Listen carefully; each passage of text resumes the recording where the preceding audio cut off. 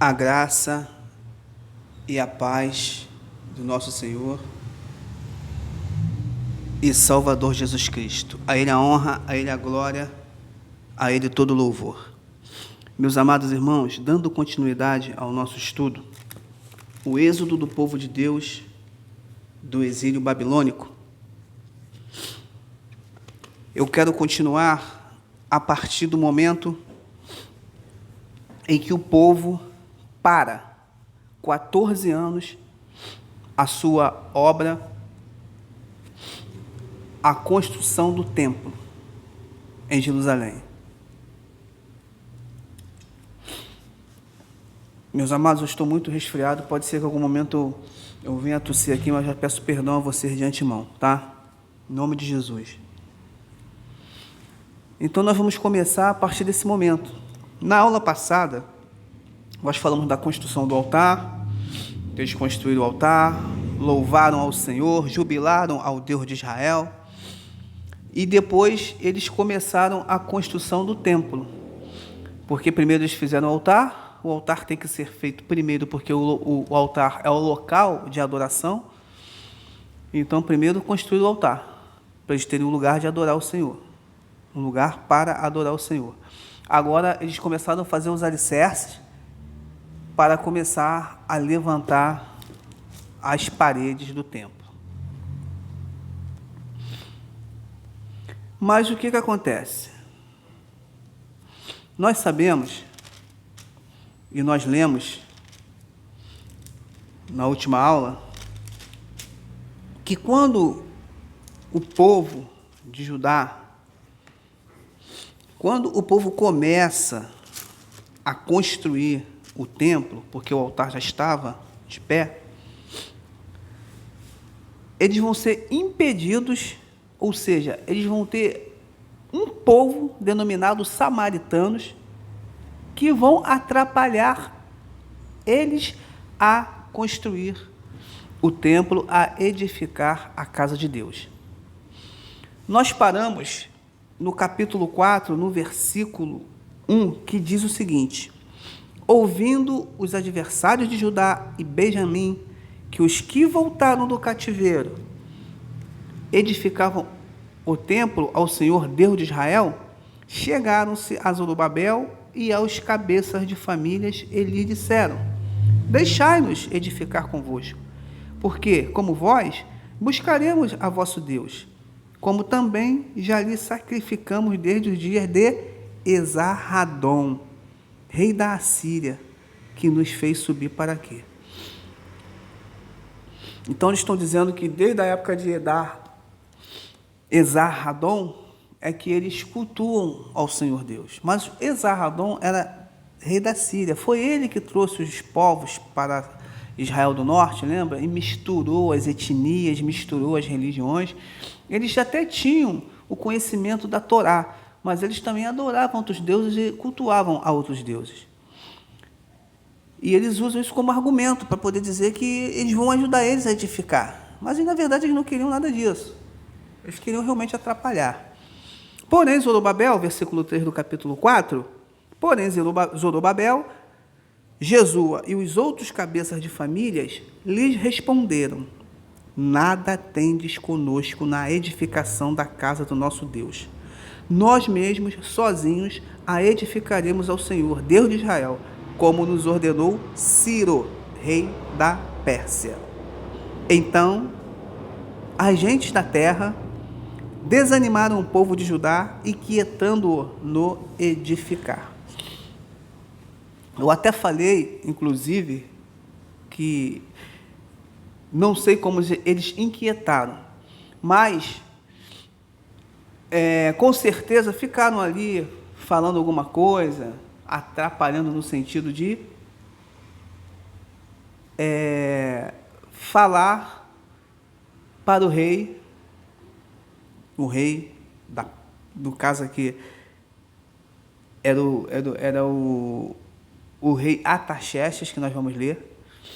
Foi dessa forma que eles atrapalharam, tá? É o que eu estou querendo dizer, na verdade. Eles escreveram uma carta para o rei Artaxerxes, dizendo que esse povo estava ali reconstruindo o templo, e que esse povo, em anos passados, eles já se levantaram contra os reis, e que isso seria uma ameaça para o rei, além do Eufrates, porque o Eufrates sendo o rio que separava o lado norte do lado sul, e era o outro lado do rio Eufrates, era onde eles estavam, nesse momento que eles estão escrevendo a carta, enquanto que o rei está do lado posterior, lado contrário ao rio. Ou seja, o rei Artaxerxes, nesse período, já não era mais o Ciro. O Ciro foi quem libertou eles. O Ciro foi quem chamou Esdras, chamou Zorobabel e libertou o povo. Mas agora quem está reinando já não é mais o Ciro, é o Artaxerxes. Então, esse povo vai fazer uma fofoca, né, como nós chamamos aqui, hoje no Oriente, vai fazer uma fofoca, vai fazer a caveira do povo de Judá para o rei Artaxerxes. E o rei Artaxerxes, ele vai ouvir o que esse povo da terra vai falar, ou seja, os samaritanos, e vai tentar para a palavra deles e vai buscar nos livros das crônicas e dos reis de Israel, e ele vai achar o que eles estão falando. Por que o rei vai achar? O rei vai achar porque no período do rei Saul, do rei Davi, do rei Salomão, só nesse período foram 120 anos, 40 anos com cada rei. Foram 120 anos de prosperidade, poder e glória de Israel. Não tinha nenhuma cidade circunvizinha que se levantava contra Israel. Israel era totalmente poderosa nesses 120 anos. E quando o rei Artaxerxes, é claro, que é um rei que está assumindo agora no lugar do pai, ele não conhece a história passada, então ele vai pegar o livro das crônicas, ele vai pegar o livro dos reis, e ele vai ler exatamente o que os samaritanos estão falando. Mas tem uma história além disso. Ele foi na história bem antiga, e não na história tão recente, uma história de pelo menos 2 reinados antes dele. Porque se ele vai 2 reinados antes dele, ele vai encontrar o rei Ciro. E aí ele iria ver o que foi que o rei Ciro fez. Mas as gentes da terra, muito esperta, muito sagaz, fala para o rei buscar nos livros antigos dos pais deles e no livro das crônicas. E nós vamos, se a gente pegar o livro das crônicas que se encontra aqui na Bíblia, o livro dos reis, a gente vai ver vários reis bons sendo prósperos e ganhando várias guerras. Mas nós vemos também o livro dos reis na parte de Israel do Norte, também os reis perdendo guerra, se arrebentando todo por desobediência. Ou seja, Israel teve seus momentos prósperos e teve seus momentos também de queda, mas mais próspero do que de queda. E o rei vai encontrar isso lá. O rei encontra isso lá. E aí, vamos ler um pouquinho para a gente poder entender isso melhor, não ficar só naquilo que eu estou falando, porque eu já conheço um pouquinho a história, então estou narrando o que eu já conheço, mas eu quero ler juntamente com vocês no capítulo 4 do livro de Esdras.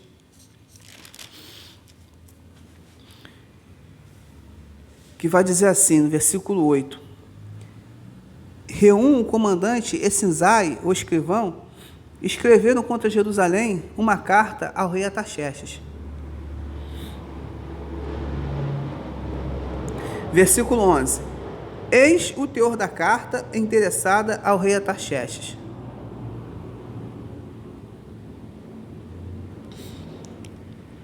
Teus servos, os homens naquém do Eufrates, e em tal tempo, seja do conhecimento do rei, que os judeus que subiram de ti vieram a nós, a Jerusalém. Eles estão reedificando aquela rebelde e malvada cidade, e vão restaurando os seus muros e reparando os seus fundamentos. Saiba ainda, ó rei, que, se aquela cidade se reedificar e os muros se restaurarem, eles não pagarão os direitos e os impostos, os pedágios, e assim causarão prejuízo ao rei.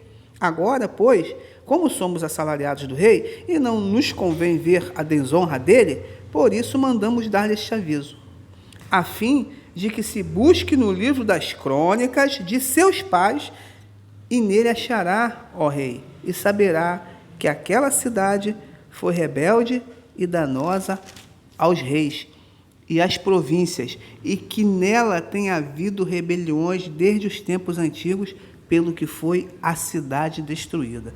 Ou seja, eles falam para o rei: rei, vai lá buscar no livro das crônicas, lá no livro dos reis, que você vai ver como era essa cidade rebelde, essa cidade malvada, perversa, por isso que ela foi destruída. Pô, nós sabemos que Jerusalém foi destruída por desobediência ao Deus de Israel, e não foi destruída quer dizer, na verdade até era, de uma certa forma ele tem até razão de estar falando isso, porque era uma cidade malvada, perversa, sim, mas malvada e perversa segundo a vontade do seu Deus, porque eles não faziam a vontade do Senhor dos Exércitos. Por isso que eles foram para a Babilônia. Mas eles usam esse contexto para mostrar para o rei que a cidade era rebelde, era uma cidade perversa, e agora vão se erguer e vão se levantar novamente contra os reis que estão à sua volta. Então eles mandam essa carta, fazendo ali a caveira do povo de Judá, dizendo que esse povo é rebelde, que esse povo vai reconstruir o templo, está levantando os muros, e vai causar dano e dor de cabeça para os reis. Então respondeu o rei, versículo 17 do capítulo 4, do livro de Esdras. Então respondeu o rei a Reum, o comandante, e Sinzai, o escrivão, e a seus companheiros que habitavam em Samaria, como aos restantes que estão além do Eufrates. Pais, a carta que nos enviaste foi distintamente lida na minha presença.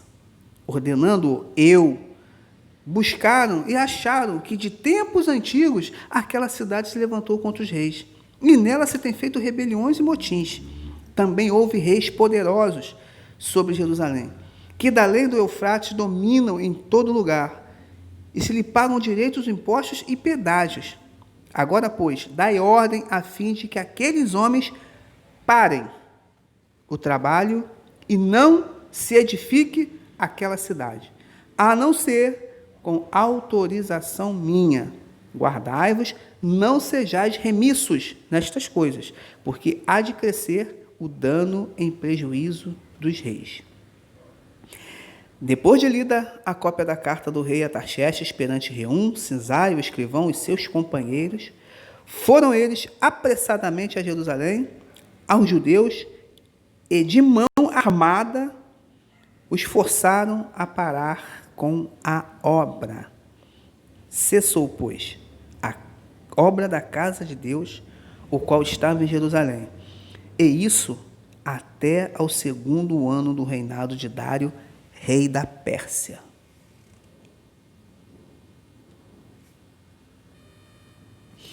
Meus amados irmãos,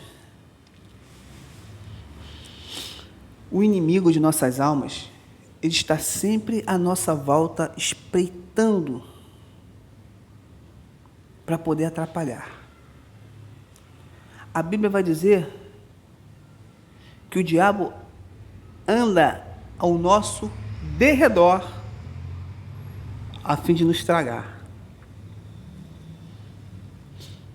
Esse povo da terra, ou seja, os samaritanos, eles queriam atrapalhar a obra, e conseguiram. Eles queriam cessar a construção do templo, porque eles tinham conhecimento de como era poderosa, ou como era poderoso Israel nas suas épocas áureas, nas suas épocas de obediência ao Senhor, através dos reis obedientes que tiveram. Eles conheciam a história do Deus de Israel, do Deus de batalhas, que não perde nenhuma batalha. O povo só perdia a batalha quando desobedecia a Deus. Nós só perdemos as nossas batalhas, os nossos propósitos, sonhos e projetos, quando nós não ouvimos a voz do Senhor.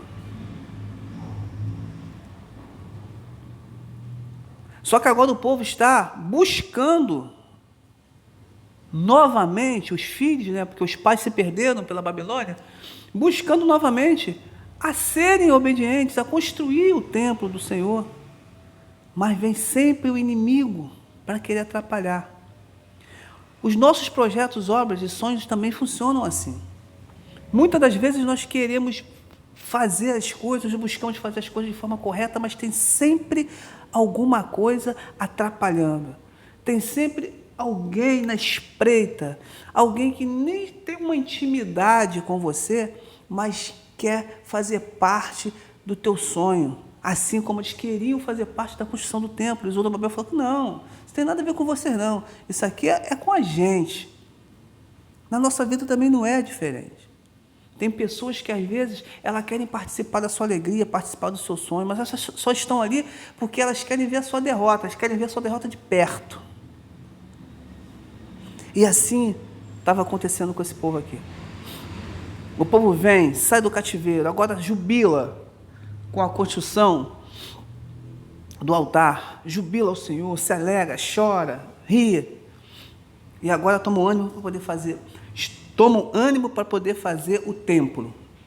E quando começam a fazer o templo, aí vem os samaritanos querendo ajudar, com aquele papinho de que também adora o Senhor. Não é assim? Quando você está na bênção, né?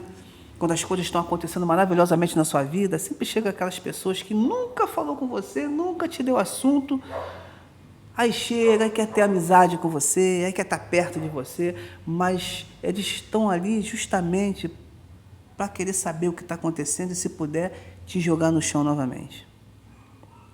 E foi isso que aconteceu. Com essa carta, o rei Artaxerxes consulta no livro das crônicas, no livro dos reis, mas ele não consegue enxergar o escrito do rei Ciro. E ele vai e fala para os samaritanos, vai lá e manda parar a obra. E só vai continuar se for com permissão minha. E a obra de Deus, ela para, como diz o versículo 24, do capítulo 4. Cessaram, pois, a obra da casa de Deus, a qual estava em Jerusalém. E isso até o 2º ano do reinado de Dário, rei da Pérsia.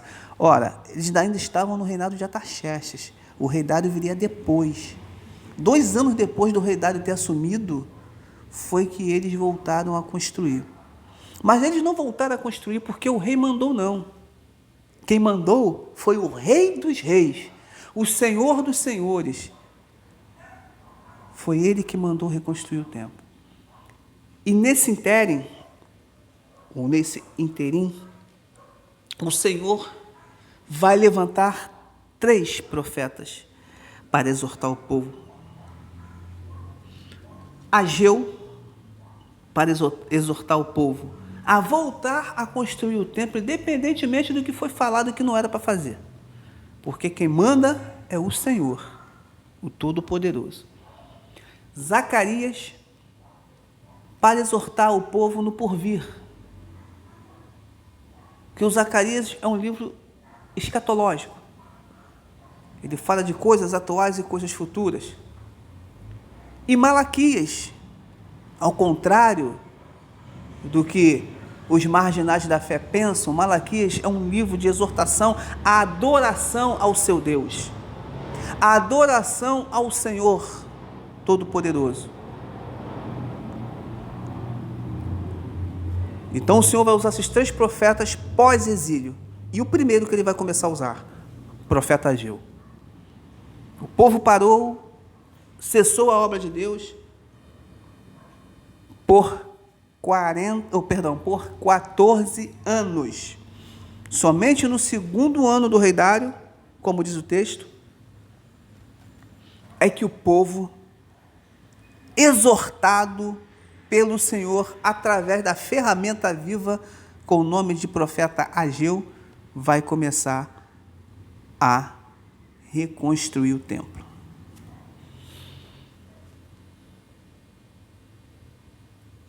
Então, nesse momento, amados,